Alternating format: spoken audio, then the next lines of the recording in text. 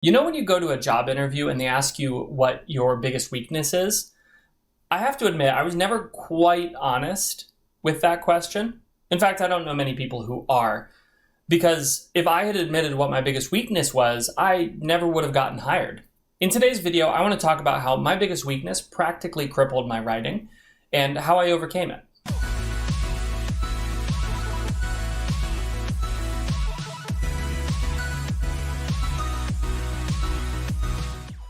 My name is Seth, and for anybody who's new to this channel, I'm a full-time fantasy author. I like making YouTube videos, and we are nearly at 1,000 subscribers, which is awesome. I'm so excited about this.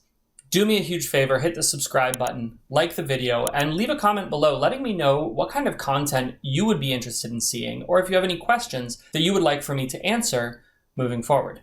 What is your biggest weakness? I have to admit, I always dreaded that question.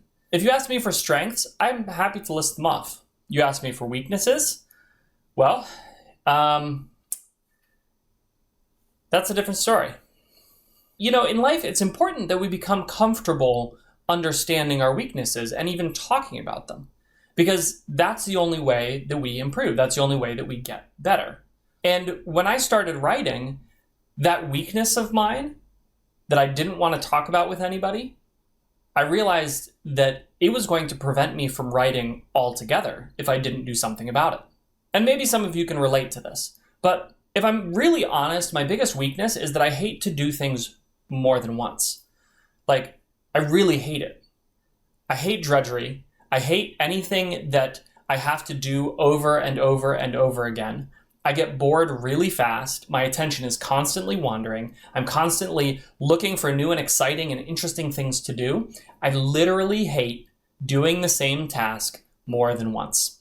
I'm not joking when I say that if I could eat one thing that would keep me full for the rest of my life, I would do it. If I could sleep once and then never have to sleep again, I would do it. And that goes for literally everything that I experience on a day-to-day basis. Every task that I have, if I could do it once and ensure that I never had to do it again, I would do it. There are very, very few things in life that I enjoy repeating over and over again. Now, there are some things, but anything that has sort of lost my interest or I don't immediately see feedback on or immediately see the benefit of doing, I just really hate doing it. This made school incredibly hard. This made going out and getting a job even harder, because people pay you to do the same task over and over and over again. And guess what I don't like to do? And then I tried writing. And guess what? Writing is a lot of the same task over and over and over again.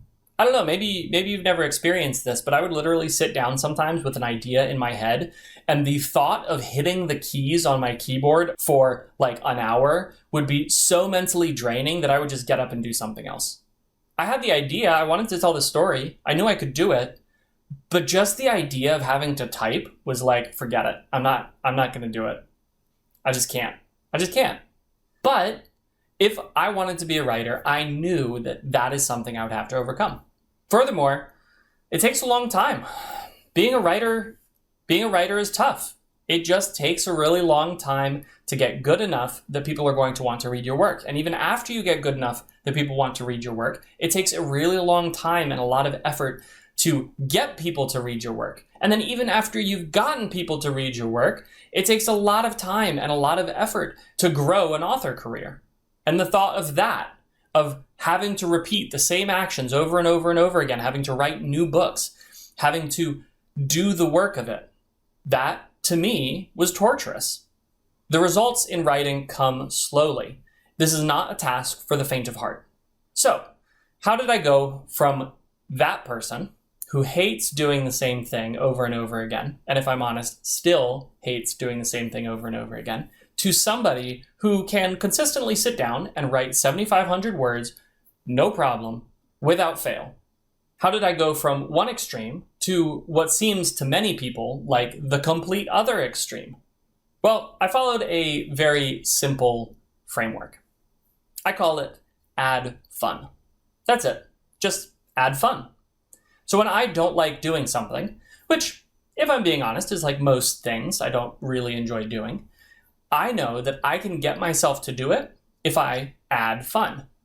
I'm not talking about making a game out of everything that I do. Instead, I'm talking about adding an enjoyable aspect or perspective to the things that I'm doing. There are things that I want to achieve in my life that for a really long time, I just haven't been able to. A great example of that is exercise. I've known for a long time that I really needed to exercise. I actually enjoy movement quite a bit, but what I hate doing is the same thing over and over again. If you're like, Seth, do 10 push-ups, I'll be like, yeah, great, and I'll do 10 push-ups. And then if you're like, do 10 more, I'll be like, nah, that seems like it'll take too much time.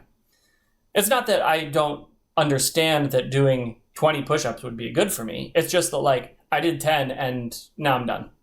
But I realized that when I started adding fun, when I started adding either other people to my exercise, or I started listening to something that was interesting to me, I found that I could exercise until I was completely spent because I was doing something fun at the same time. And so I've started sort of hacking my life in a lot of different ways with regards to a lot of things. Anytime that I am faced with a task that I don't want to do, I think about, okay, what is something I can do simultaneously that I do want to do? For me, reading books is something that I love doing. And so I've started adopting Audible as a way to listen to audiobooks while I'm doing something that I don't want to do. But let's talk about writing. How did I do this with writing? Well, first of all, I love telling stories. I love telling stories. And I especially love the discovery of it. I like discovering where a story is going to go. And so I have kept my plotting low because I know that that is going to encourage me to explore where the story goes. I've also given myself permission to write myself into any corner I want and to completely blow up my story anytime I want. And because I have that freedom, that permission, as I'm writing, my mind is constantly coming up with new ideas for how I can blow up the story that I'm working on. And that, for me, adds fun to a task that can be drudgery otherwise. I also love challenging myself. I love seeing constant improvement. And so one of the things that I've been doing is I've been running sprints.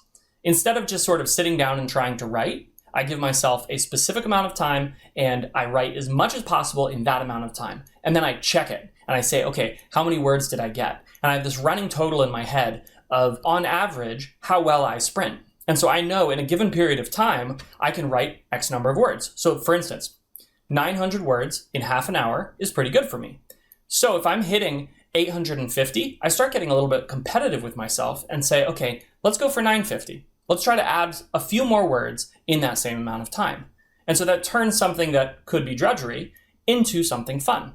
Similarly, I really love immediate feedback. And so I've been tracking my word count so that I can look through and see, oh, these are the word counts I've been hitting, and I can see sort of the ebb and flow of my writing, which is useful for other things, but it also is an encouragement to me because I get that immediate feedback.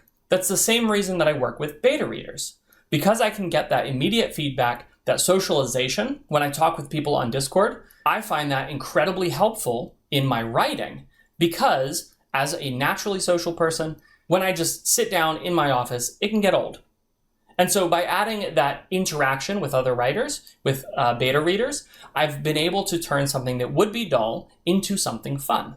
By using this principle of adding fun, I've been able to take something that I really struggled to do in my early years, which is write consistently, and I've transformed it into something that I love doing on a daily basis.